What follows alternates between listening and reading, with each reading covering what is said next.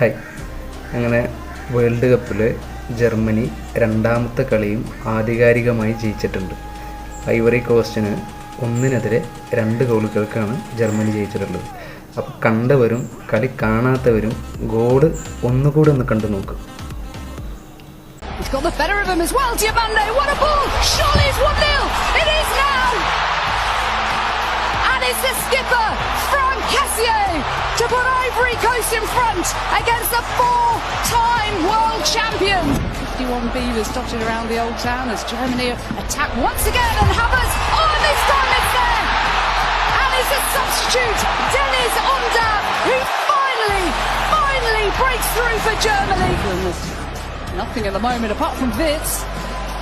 And Brown! What a save game. The Ivory Coast in fury. More Metcher.